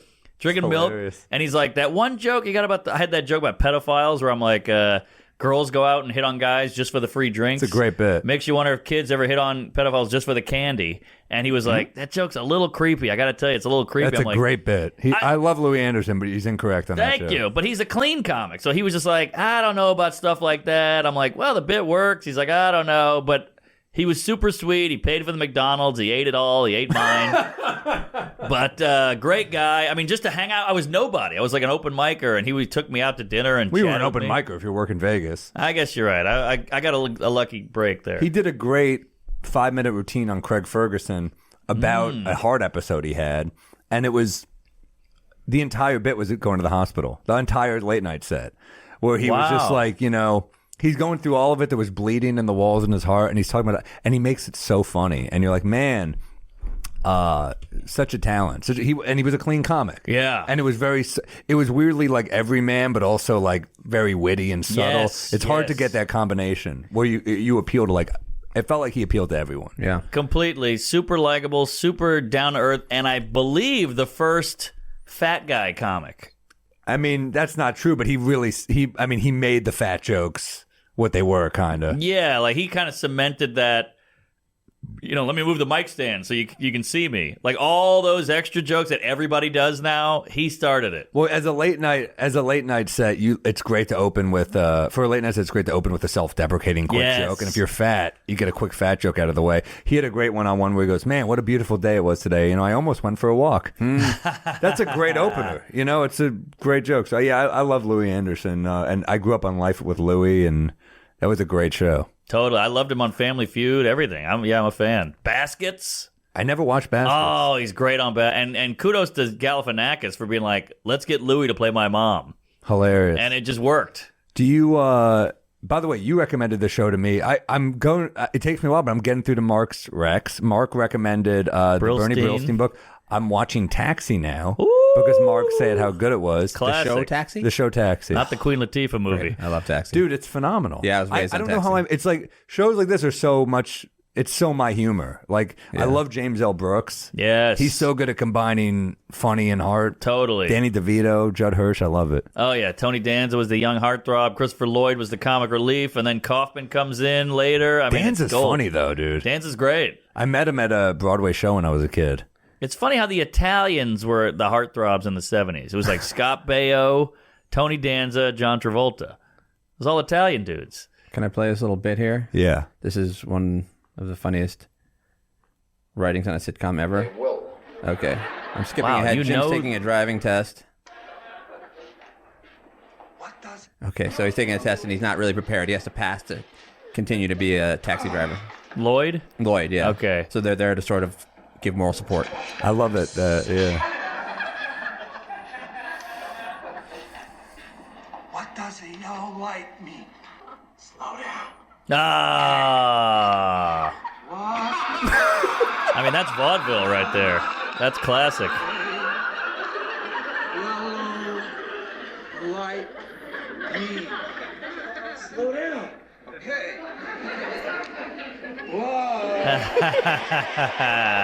That's comedy, folks. That is basic, great comedy. Yellow like me. Slow down. He's gonna do it.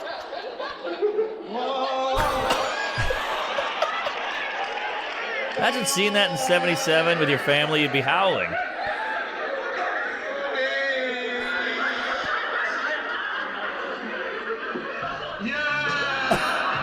And cut. I love the whole trope in sitcoms where no one else hears things at full volume. I love it. You know, like, what should I tell my girlfriend? And she's sitting right there. You know, and they do that every time. Tell her to stop being a bitch. She's Yeah. just like doing her nails still. Yeah, exactly. I love, dude.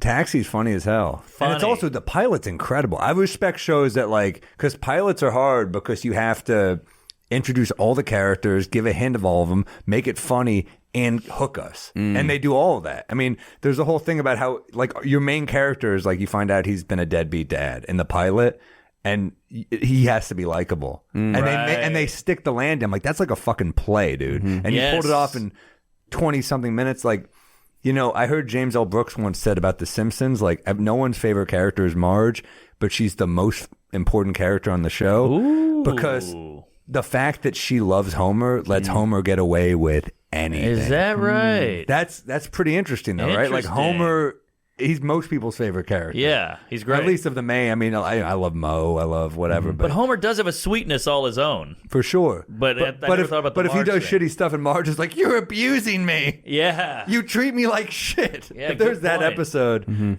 you know. That's Great very interesting. I never thought about Marge. She's the glue. She's the glue. How about You that? need that shit. Yeah, I would go same with Cheryl on Curb. Not she's not a Marge, but she would keep Larry together and all that. And you liked Larry because, well, he's with her. He can have a wife. You know, somebody can stand to be with him. It gives him points, and he is good to her. He's annoying, but he's good to her. He's good to her, exactly. Like, you think, like, being Larry, we love him, but, like, being married to that character stuff. Oh, it's a nightmare. Totally. Yeah. He's the man. Yeah, my ex-girlfriend was like, I love Cheryl. And I was like, Cheryl, she's not that funny. But now I get it. You need her. It's And part then of the in show. real life, she's married to RFK Jr., so she picks tough people in real life, too. Wait, is she really? Yeah. What? Yeah. And he sort of went off the rails this week. Yeah. He did? Oh, yeah. What happened? He just gave a... Oh, you want to tell it? I mean, go ahead. I know JFK Jr. was like a hunk. Is he a hunk? No. He all also right. has that raspy voice problem. Anyway, so RFK gave a speech saying how the people trying to give you the vaccine are similar to the Gestapo, and how in 10 years from now, with all this 5G technology and all the satellites, there'll be nowhere to hide. Even Anne Frank had somewhere to hide. It's like, bro, don't. He also said Anne Frank was in Germany. He's just getting basic facts wrong. Also, the hiding did not work out well for Anne Frank. I don't know if you finished the book, but Damn, I got to check this guy out. He sounds wild. he's wild. So he's a rabid anti-vaxxer, Yeah. and Cheryl is a vaxxer. They Yeah, had a Christmas she's- party where it was like, you have to be vaxxed Yeah. to show up. Whoa. And he was like, "It's because of my fucking wife." That was like in the invite. And then right after he's like, "Oh, I guess vax people can come here," you know. Bum bum bum bum ba-dum, ba-dum, ba-dum, ba-dum, ba-dum. Well, you got to hand it because Larry picked the right wife then, because she's kind of dealing with a guy who's tough in real life too. So that's probably perfect casting. For sure. Man, I had no idea. I'm missing all that. I didn't know about this RFK thing. What do you got for a wreck? Well, if we're going down the comedy memory lane there with Taxi, first of all, the new season of Ozark is solid, but I didn't want to wreck that because it's too easy. Yeah. So I did a little digging. First of all, I went to Syracuse this weekend. Got my ass kicked by the crowd. Not good. Well, we had 5 shows. One show was amazing. Just the hottest crowd ever. And every other show was like a knife fight in Calcutta. Just not getting shot in that mall is a victory, though. That's true. That's true. They had a shootings. Did they? Recently. Yeah. Not that weekend, but at the food court. That mall has, I'm going to get shot energy. Well, the problem is the mall is the city because it's 2 degrees, so you got to go to the mall. So if there's a shootout in Syracuse, it's at the mall. You know, everything's at the mall. The weddings are at the mall, school field trip, shootings, you name it. Yeah. So either way, I was hanging out with this kid Kevin, and he's like, We're talking about old jokes at lunch, and I did a Dick Gregory joke, who's got great jokes, by the way. Great joke. Killer one-liners. And he goes, well, you must have seen the documentary. And I was like, what? There's a Dick Gregory documentary? Yeah. And he's like, yeah, it's on Showtime. So I went home and I watched it, and it's fucking great. Yeah, civil rights activist, great joke writer, great storyteller. Health activist. He was all about getting rid of the war in Vietnam. He was all about, like, eating right. He would go to, like, fat people's houses and help them and stuff. And he made all these groups to help fat people. And it was fascinating. He never stopped. I mean, he neglected the shit out of his 10 children. But fascinating guy. It's always weird when people have huge families and they're great to everyone but the family. That was big. Isn't that crazy? That was a big part of the doc. Yeah, it's a little weird, because the kids were like, he's a great man, a brilliant man, but I'd like to see him, Well, yeah, that's a lot of people who are like historically great. Talk to their kids. Man. Yeah, so true. So true. I wanted to give you guys a rec privately, but since we're here together, can I do this? Let's please, yeah. Okay. So Kamal Bell has a He's special in the doc, coming out. by the way. Oh, really? Yeah. They got all the black comics to talk. He's got a doc coming out, I think, later this week. I saw this on Cosby. Oh, you saw it already? No, I didn't see the movie. I saw the trailer. Yeah. Have you seen this trailer? On Cosby? It's so good, Mark. You have to watch this. You've seen the doc already? No, just the trailer. Oh, let's watch Wait, it. I'm going to fall asleep halfway through. Black man, stand-up comic. I was born in the 70s. But this? More trouble for Bill Cosby. Oh, boy. Just keep coming in. This was complicated. How do we talk about Bill Cosby? It's complex, Kamal, Bill Cosby was our teacher. Kind of center of morality all throughout his career. Made my grandmother laugh, made everybody in the house laugh. Hey, there he is, Godfrey, past guest. About Black America in the 20th century and not talk about Bill Cosby. On that set, I saw black writers, black directors. Did you remember what his job was on the show? He was a pediatrician. He was an OBGYN. Oh, that's right, he delivered babies. Oh my God. You could have been a dentist for crying out loud. But you weren't. Bill Cosby has been leaving breadcrumbs. It's my barbecue sauce. After people want something, they get all huggy-buggy. Oh, Lisa Bonet. He was talking about how to drug women. Beautiful women. They were lined up outside of his dressing room. What did you think was going on? He looked at me and he said, fooled him again. Whoa. You don't often learn that your hero's the worst sorts of villains. This is just a sad day in the history of black culture. It was just like, no, not Bill Cosby. It's tough being a sister saying. Even though it scares me, You know now. I feel like I have to have this discussion. Not just on television. We thought we knew Cosby. We never knew Cosby. Woo! Wow.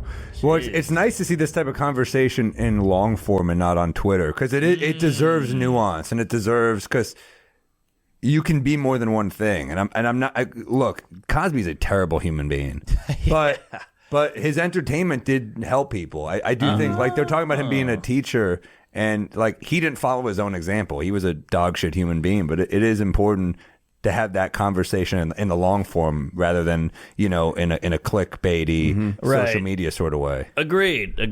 Way to bring it down. But, I will say, the whole thing is insane. It shows you, like, you never know. Like they were playing a Cosby clip on Valentine's Day. Yeah. Ladies. That's hilarious. Yeah. Last thing I want to say about Dick Gregory. Change the subject here. But one thing cool about Dick Gregory, good comic, activist, big activist, but still had jokes.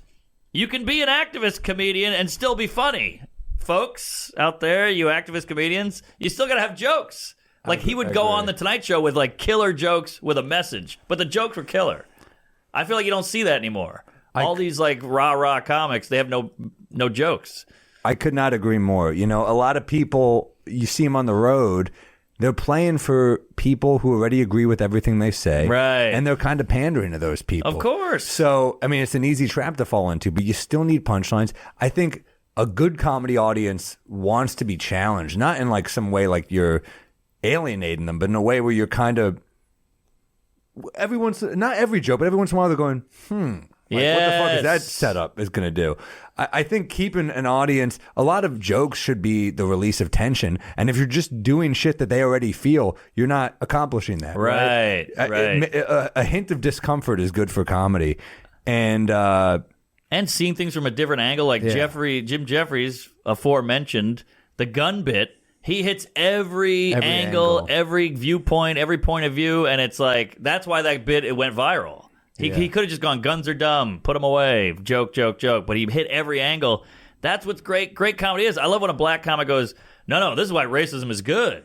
You know, and you're like, whoa, wait a minute. You know, this is interesting now. Even, sarcastic, whatever it is. But Jim, it's like, it's almost with Jim's bit on guns where he is saying everything that you're going to poke a hole in. Like, it goes, and I know what you're going to say. I'm a foreigner talking about guns in America. I mean, he handles it. It's almost like, like he's a lawyer. It's like a lawyer. I was just going to, like Johnny Cochran, say what you will, OJ did it, but he got him off, and that's why we know his name, because he figured it out, he twisted it, and got his argument out there. And that's why he's the legend that he is.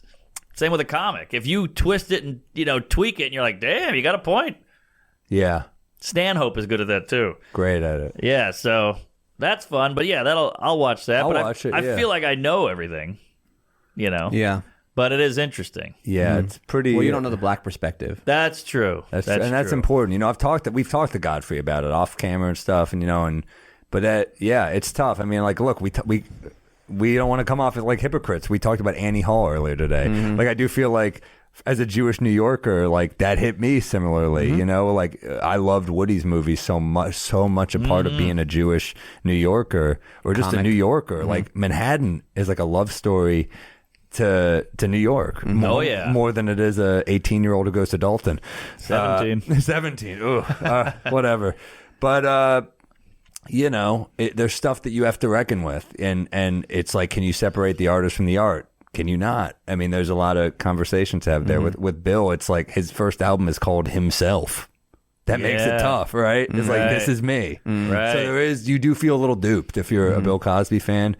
It's tough. But then also you're like, well, I think Tom Cruise is kind of a kook too, right? Yes. And I love Tom Cruise movies, where's the line? And Cosby's interesting because it shows that it can go both ways. You can be this bad guy on camera, like look at Jeselnik. His whole jokes are like killing dead babies, cancer jokes, school shooting jokes. They're all funny, but he's a nice guy. Cosby is the opposite. We act like because you say crazy shit sometimes, you are a mean guy or gal. But it can go both ways. You can be the height of morality like Cosby and be the worst guy ever, or you can say the worst shit ever and be a great guy. And if you feel more duped when it's the nice guy. Sure. Because you're like, I'm the nice guy. And then you find out that he drugged 60 women. There's 60 accusations. And you're like, well, those are the people who came forward, right? I know. So that's tough. The number of Cosby victims is through the roof. It is hilarious to be that sanctimonious. Well, I don't curse in my act. Well, you do other stuff. Yeah, exactly. You did other stuff that, like I'll curse. Right. I won't do that. Yeah. So that's why it's so weird when we're like, Kevin Hart made a gay slur 10 years ago. You're like, well, let's worry about this guy. Kevin Hart lost his opportunity to host the Oscars because he said something wrong about gay people.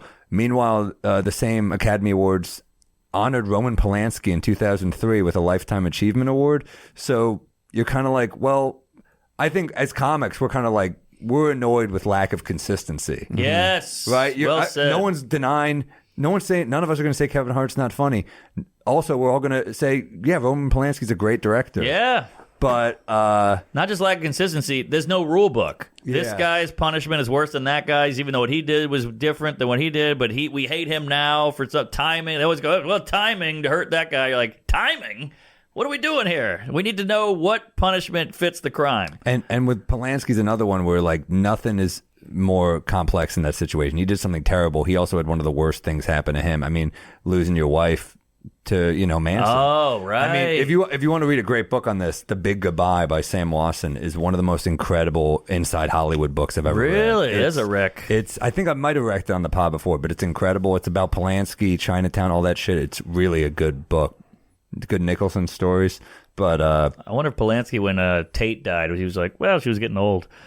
All right. He liked younger girls. I'm trying to get a joke in somewhere.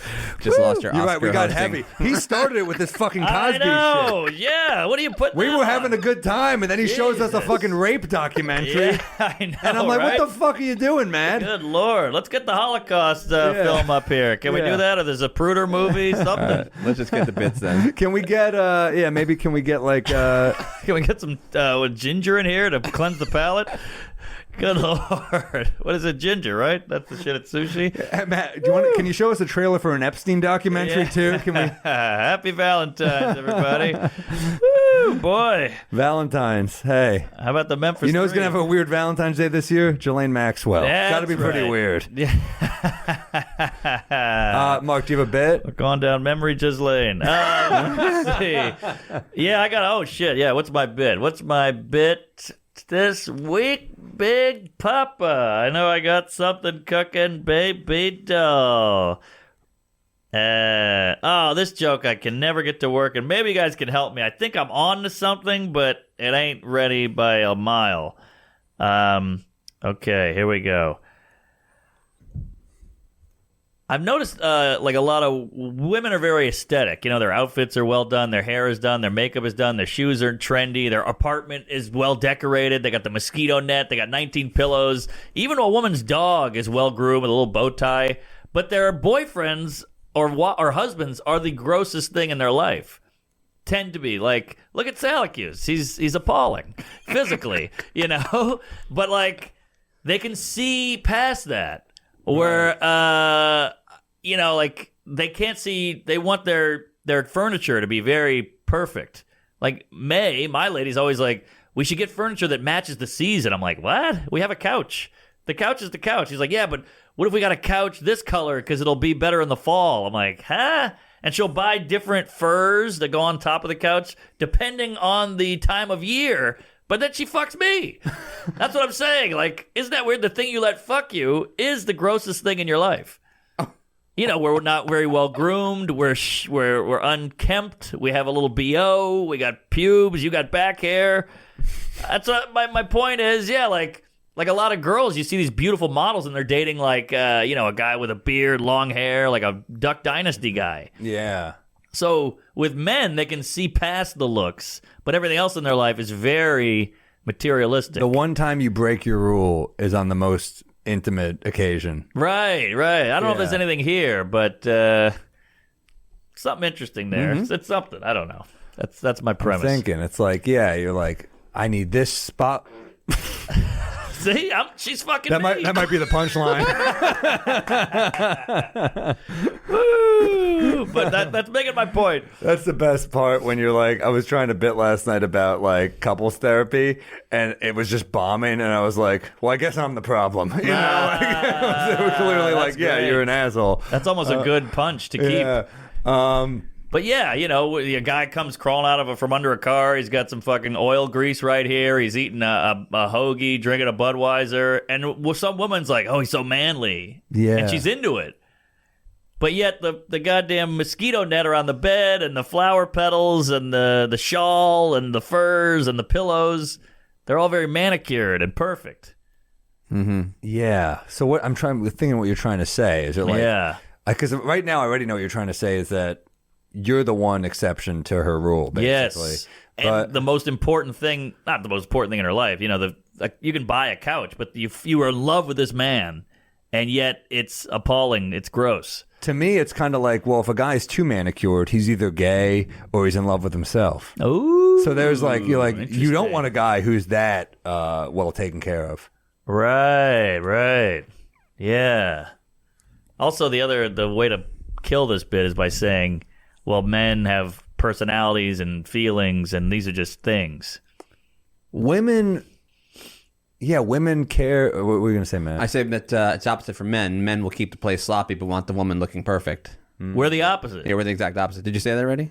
Kind of, yeah. Okay. I thought of that, but now I'm doing a men and women are different bit, kind of. But I don't know, we're also like, yeah, I'm going to fuck you because I want you to look good because I'm also fucking you. But they're like, well, I'm fucking you and you don't have to look good. So it's interesting. Well, they do want you to look good. They want you to look somewhat good. Yeah, you can't be homeless, but I just find it interesting that the thing they're fucking is gross. Looks aren't always the most important thing to a woman. With men. With men. But everything else in their life has got to look perfect. And then you meet a woman who's got a really messy apartment. You're like, "Ooh, I'm not touching this one." Like there's something about like you want it that way. Yeah. Yeah, even women like Paris Hilton will buy the dog that matches her. It's cute. It's not like you never see a woman with like a dirty Doberman with like saliva and shit. But the boyfriend looks like shit. Mm-hmm. Yeah, I don't know where the turn is. I just find that interesting. And I did this. I told Michelle Wolf, and she was like, "This is big. This is a bit." And I'm like, "I got nothing." Also, when someone tells you this is a big bit, it puts the pressure on. I can't think of it. It's good that it resonates with women. Yes. Yeah. Because, you go down women's track record and you're like, really? That guy? And they like dad bods. They're kind of into dad bods. They like hairy chests. They like these things about men. I'm trying to think what mixes it up, right? Like if you're only doing one thing, it's almost like adds flavor. Where it's... I'm trying to find the right way to say this. Yeah. I'm not adding much yet. Like a woman wouldn't drive a hoopty piece of shit car, but she would date a hoopty guy. I guess a hoopty guy can have charm or personality. A car can't really. My have thing charm. is like if a guy though is too into himself, That's he's got interesting. nothing else to give. That he's all about him. Maybe so that's a red flag. I think That might be the angle. Well, she fixed all these things in her life to suit what she likes. Maybe she thinks she'll fix the guy too. Yeah, well, that's definitely a thing. Yeah. I mean, that's why a lot of women do try to get a fixer-upper. Mm-hmm. I mean, that's just like having a good eye. You look at the apartment that you're like, well, this is below market value, but a renovation could really make this. Yeah. Flip this boyfriend. Okay, now we're getting somewhere. Yeah. All right, okay. I like it. Maybe the house comparison. This has got good bones. Yes. It's got character. Character goes a long way. Yeah. That's a charming motherfucking pig. What movie? Pulp Fiction. Thank you. All right, what do you got? You got a bit? All right, what do you got? Sorry, that was a heavy have I run the bit about ABC's What Would You Do by you? Have you seen this show? It's basically, if you haven't seen it, it's like woke punked. What? You haven't seen this show? ABC's What Would You Do? It's What Would You Do? Oh, yeah, sorry. Yeah, it's basically like you get actors and then... John Quinones. There we go. You know who the guy is. No one knows him. That's why this bit's been kind of working it out of the gate, but it needs more. But like, so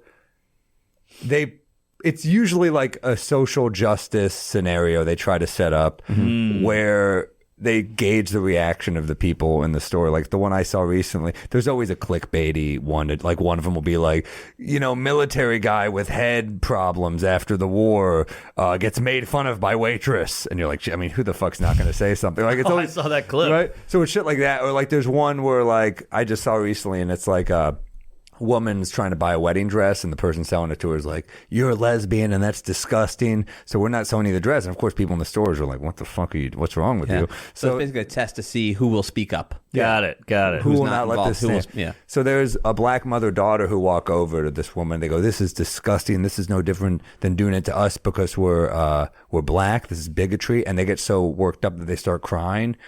And it's like a heavy scene. And then the guy just comes out like, gotcha. And you're like, that what? Why would you do this to people? You're just making people sad. And so my angle was like, he's not even famous, the guy. It's like when it's Ashton Kutcher who did it to you, you're like, oh cool, I got to meet a celebrity. But he comes out, he's like, it's me, John Quinones, and everyone in the store is like, who? Yeah. Is he like a fat Hispanic guy in a suit? Yeah, I know that guy. He's an older guy. He's got to be like 70. Yeah. And you're just like, aren't you a little old for this shit, dude? Right. And so that part kind of hits. And then I want to do a thing about like, I'm trying to add to it. We're like, there's one scenario where it's like a child who gets, yeah, look at him. He's kind of adorable. He is. But she gets kidnapped by another guy. Oh my God. Yeah, and she's an actress. I mean, I know, but they're setting up a real life and death scenario that people are supposed to jump into. Yeah. And then, and so first off, my angle is like not exactly a dream gig for this actor, He's like he wanted to be Hamlet. And he's like, I'm throwing a 7-year-old into a windowless van. So I'm like, I'm trying to wrap it together somehow where it's like, one time people help, and that one time's got to be fucking terrifying for that actor. Yeah. You know what I mean? Where he's like, where the fuck is John Quinones, guys? Getting chased by the Hell's Angels here. Right. Yes, It's that's doing true. all right. It needs more. Something's off about it. I don't know. Well, maybe the question is, how far is he willing to go? Like a lady at a wedding shop is like, you won't serve her or because she's a lesbian or whatever, you won't sell to her. This is sad, but like, what if we go all in, like 9/11? Now we got a plane hitting a building, and then people are helping people out of the building, and some people run, and John Quinones runs next to you, and he's like, Sir, gonna run you for helped this?" out. You helped that old lady out. And they're like, the building's fine. They're like, yes, this was all a game. yeah, exactly. How far is he willing to go? That's the angle. You're right. That's the angle. I have to push it. How far are we going to take this shit? That's the term. There we go. Go extreme. Like, when does John Quinones intervene? Yes. And then it's awkward because these are serious situations. So, like, you ever seen the movie Room? Oh, it's brutal. But That's the girl's brutal trapped in the room, and then Quinones walks in. He's like, 6 months later, isn't this crazy? Like, I've been trapped in the room for you. Yeah, exactly.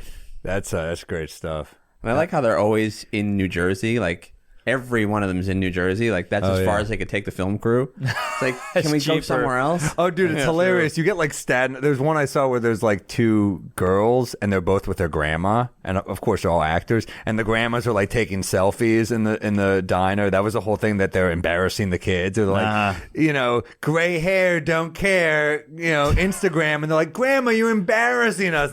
You wish they would just take it further and just start like making out. They're like, Grandma. But they turn to a guy, they're like, are you embarrassing? Are you embarrassed for them too? And it's like a Staten Island guy. He's like, I think your fucking grandmas are cool. I like you, Grandma. Gray hair, don't care. That's what I say about my pubes. But wait, we got to wrap this up. Let's wrap this we up. got a guest coming in. Road gigs coming up. Mark, where are you going to be, man? I'm all over the place, all over the road. La Jolla, California, Columbus, Ohio, Cincinnati, Ohio, Kentucky, I think Louisville, Raleigh at the Carolina Theater. We got some fun gigs there. Tampa, Side Splitters, Indianapolis, Helium. Think I got Omaha, Nebraska. MarkNormanComedy.com. Check it out. Check out my Patreon for other stuff. And out to lunch, Netflix. What do you got, Fatty? I got what do we have? February. We have we just passed. It's probably just past Hartford. So I got Sacramento this weekend, La Jolla, California at the Comedy Store. We got Orlando, West Palm, Columbus, Salt Lake City, Cleveland, New York City, Beacon Theater, baby. Those are moving quickly. We're gonna sell that out. Nashville, Tennessee, Albany, fucking all over the place. Toronto, Buffalo, Tampa, Yamada, some bullshit. Check out my YouTube stuff. You're all wonderful people. Email us at wemightbedrunkpod@gmail.com. Rex, Peeves, drinks, movies, whatever the hell you want to talk about. Bits we'll listen to. Our Patreon is patreon.com/wemightbedrunkpod. It's killer. Ooh, I like this outro. We might need a jazz intro. I know you guys hate our theme, so I like this type of shit. If you got a good jazz song, we'll listen. Maybe lyricless. Yes, lyricless. Good call. We love you. Happy Valentine's Day.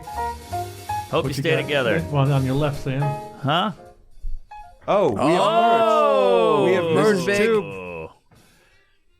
That is a beauty. WeMightBeDrunk.com. WeMightBeDrunkPod.com. And we have the other ones too. We have the Rick and Morty one, right? Oh, yeah. That's my favorite one, the Rick and Morty. That's killer. Here, let me cover up my nip, will you? That's getting cold in here. Cut glass. But thank you, guys. And we'll see you next week. Happy Val.